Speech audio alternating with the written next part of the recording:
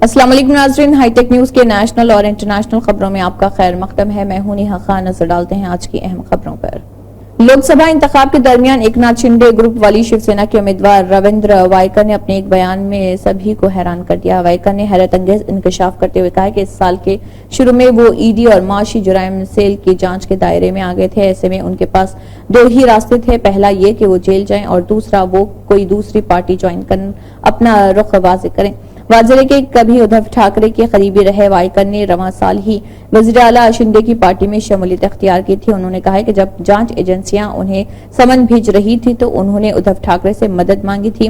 وائکر کا کہنا ہے کہ میں نے ادھو ٹھاکرے سے اپیل کی تھی کہ وہ پی ایم مودی سمیت اعلیٰ عہدوں پر بیٹھے لوگوں سے رابطہ کر سکتے ہیں اور ان کی بات وہاں تک پہنچا سکتے ہیں۔ حالانکہ ادھو ٹھاکرے نے کہا کہ وہ اس معاملے میں مداخلت نہیں کر سکتے۔ سائبر سیکیورٹی ماہرین نے regional cancer centre R C C سے یہ واضح کرنے کو کہا ہے کہ کیا سرکاری ملکیت والے اہم کینسر کے علاج کے مرکز پر سائبر حملے کے بعد کرپٹ ہوئے ویرین لینکس سسٹم سافٹ ویئر اور ٹی پی ایس کی وجہ سے کینسر مریضوں کو کیا ریڈیشن کی غلط خوراک دی گئی تھی۔ آر سی سی اسپتال اور ریسرچ سینٹر پورے ہندوستان کے مریضوں کو دیکھ بھال اور خدمات فراہم کرتا ہے۔ ماہرین نے سوالات اٹھائے کہ ویرین لنک سسٹم سافٹ ویئر اور ٹی پی ایس کی خرابی کی وجہ سے کتنے مریضوں کو غلط اعضاء کو ریڈیشن کی غلط خوراک دی گئی ہے۔ یہ بھی پوچھا کہ اس سلسلے میں ایف آئی آر کب درج ہوئی اور کن دفعات کے تحت مقدمہ درج کیا گیا۔ جرمنی کے شہر برلن میں 800 سے زیادہ افراد نے ٹیسلا کی گیگا فیکٹری کے خلاف احتجاج کرتے ہوئے ہنگامہ کیا۔ اس دوران ان کی پولیس سے جھڑپ ہوئی، کئی لوگوں کے زخمی ہونے کی بھی اطلاعات موصول ہوئی۔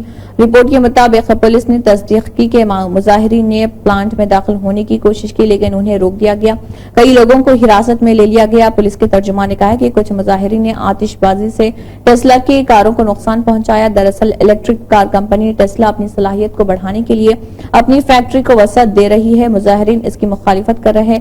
ان کا خیال ہے کہ ٹیسلا فیکٹری کا سائز دگنا کر رہی جس سے ماحولیات کو نقصان پہنچے گا۔ اس کے خلاف فروری سے مسلسل ہنگامہ آرائی جاری ہے۔ مظاہرین گرونائٹ کے جنگلات میں ڈیرے ڈالے ہوئے ہیں۔ اروند کیجریوال سپریم کورٹ کی جانب سے 1 جون تک عبوری ضمانت منظور کیے جانے کے بعد تقریباً 50 دنوں کے بعد جیل سے رہا ہو گئے۔ جیل سے باہر آنے کے ساتھ ہی سی ایم کیجریوال نے کئی پروگراموں میں حصہ لیا اور کارکنوں اور لوگوں سے بھی ملاقات کی۔ وزیر اعلیٰ صبح 11 بجے کناٹ پیلس میں ہنومان مندر گئے اور دوپہر 1 بجے دفتر میں پریس کانفرنس کی۔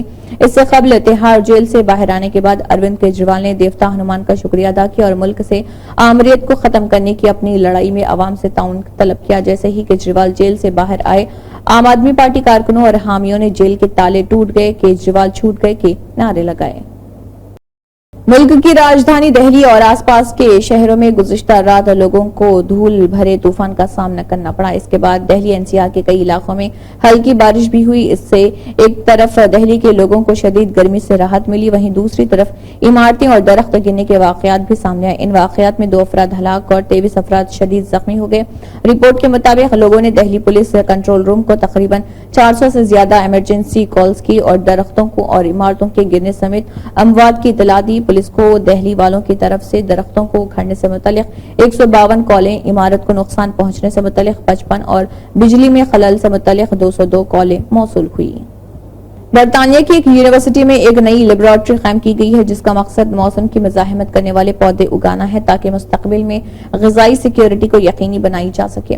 یونیورسٹی آف ایسیکس میں بنائی گئی 30 لاکھ پاؤنڈز کی اس فیسلٹی کے اندرونی میدان کو دنیا کے کسی بھی ماحول میں ڈھالا جا سکتا ہے اور ایسے سوٹس ہیں جو گرم ہوتے ہیں دنیا کی نقل بن سکتے ہیں، جبکہ محققین ان حصوں میں کاربن ڈائی آکسائیڈ کی مقدار اور درجہ حرارت کی سطح کو کنٹرول کر سکتے ہیں۔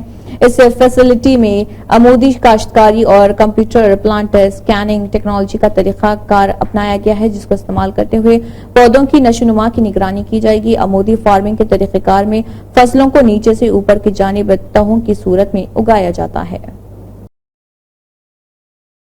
اسی کے ساتھ ہائی ٹیک نیوز کے نیشنل اور انٹرنیشنل خبریں اختتام کو پہنچتی ہیں۔ اللہ حافظ۔